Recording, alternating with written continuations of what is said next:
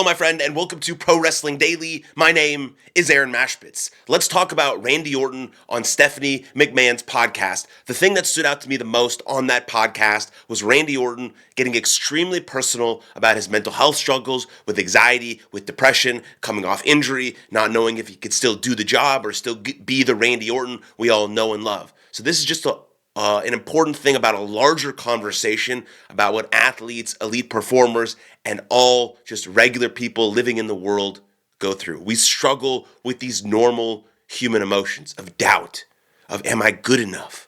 Can I come back from this injury? Can I be the great parent that I know I can be? Can I be the great wrestler that I can be?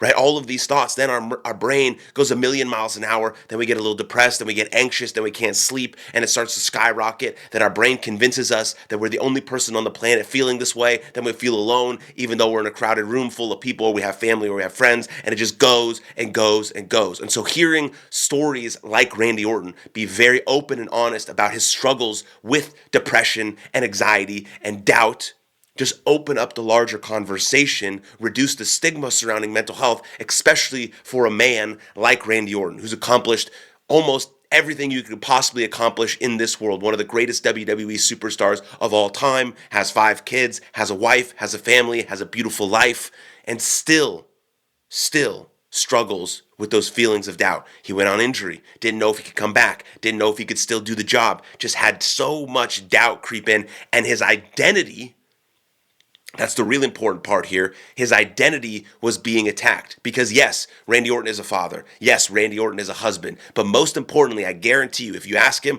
most importantly, and probably most deeply, he is a WWE superstar. And when that job comes to an end for him, what's he going to do? You see this with almost every athlete and every elite performer on the planet. Their identity is solely wrapped up in what they do, not who they are. That's why it's so important for all of us, Randy Orton or not, to... Let's just smash my mic. Here we go. Keep rolling. Here we go on Pro Wrestling Daily. We're going to keep it rolling right in the heat of the moment when things are getting very serious. But especially for someone like Randy Orton, for any elite performers, or for all of us, we should try and build our identity not off what we do, but off who we are. We want our identity to be our repeated beingness, not our identity to be our job. So we want to build our identity around our core values, around our first principles. And maybe that's something Randy Orton is working on now that he went through this struggle, this bout, this battle, this experience with depression and anxiety, had to go on antidepressants. Now he's off of them for over 2 years, but doing really good now because I'm sure he learned how to talk about it or learned how to deal with it, to talk about it, to handle it, to have tools and resources that are available to him to help him deal with these overflowing emotions. Because as men, we're not really taught how to deal with these emotions. We shove them down, we don't feel them, and then we move on. Randy Orton is telling you that it's okay to feel them, it's okay to have them, but we have to deal with them also. Okay, why am I feeling this way?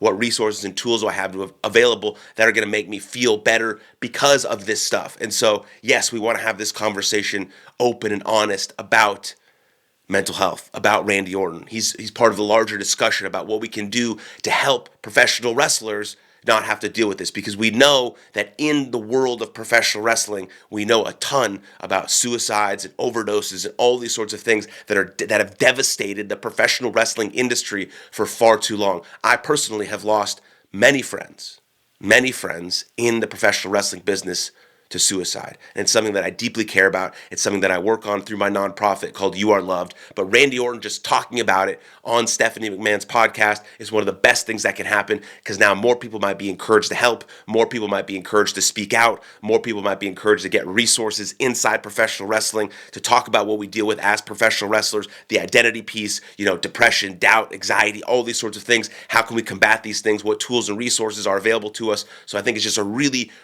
important conversation, and I want to shout out Randy Orton for doing that, for just getting personal, for opening up, for sharing with the world, and being the man that he has become, and I truly appreciate it, and so does the professional wrestling world. And then one more quick thing in terms of coming up on SummerSlam, what we saw on the July 4th Independence Day edition of the pre-taped episode of SmackDown. It was a decent episode of SmackDown, nothing crazy, pre-taped, went back to 2 hours. The most important thing coming from that show it was officially announced that John Cena versus Cody Rhodes, number 2, will be for the undisputed WWE Championship at SummerSlam. Now, there's a lot of talk that John Cena is going to turn babyface, Cody Rhodes is going to turn heel. There's obviously we know that this is going to be a classic WWE John Cena main event style match, so there's no way it's going to go clean to a finish. I don't think John Cena...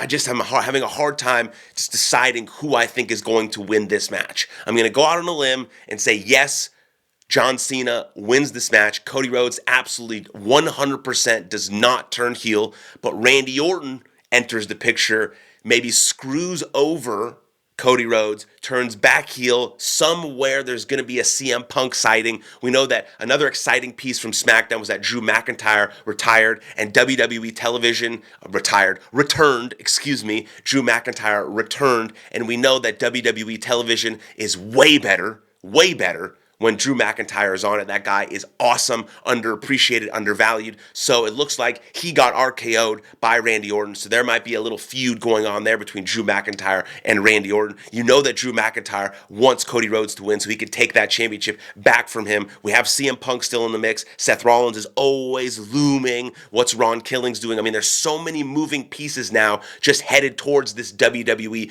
Undisputed Championship match. And I just think John Cena is going to take the title, but there's going to be a lot of moving pieces in that match that set up the future. And there is 2 nights. I assume this will be the main event of night 2, but what's going to happen night 1 that might influence something on night 2? So we officially have John Cena versus Cody Rhodes, number 2, at SummerSlam. Drew McIntyre returned.